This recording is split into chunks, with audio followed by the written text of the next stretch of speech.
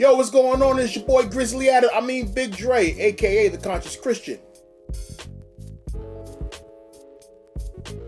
In my last video, I showed how the biblical tithe, the tithe commanded by God, was not money, but food. So now that money has been taken off the plate, people have had very interesting responses and questions. And just so that we're on the same page, here is just some. Tithing isn't just about money. It's also about tithing your time, your talents, your faithfulness. It's a principle.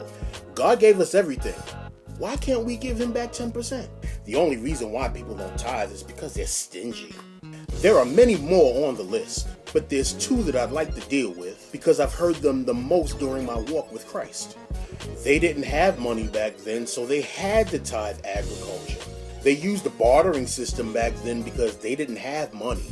My good friend Rob Thornton states that anytime you hear people say this, it's a dead giveaway that they'd never really studied tithing. I agree, and I'll take it a little further. They've totally ignored general reading. They had an economic system very close to the one that we have today. Now, let's forget the fact that the actual word money can be found in the book of Genesis. Let's look at Abraham.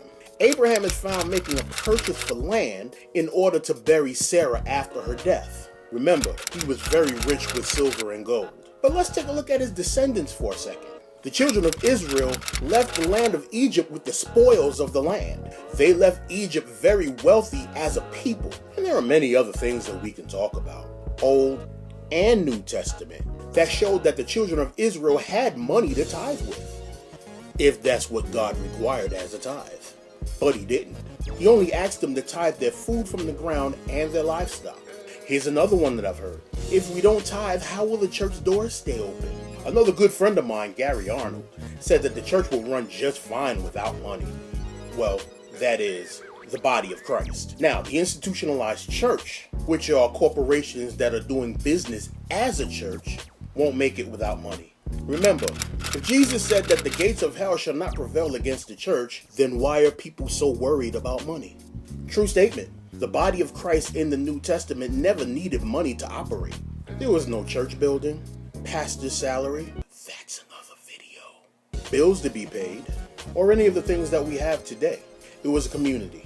No, really, it was a bunch of people that lived amongst each other, sharing with one another. People from all walks of life, different backgrounds, with Jesus as the common denominator as the head of the church. That was the church. If you like this video, hit the like button. Or, as always, please share.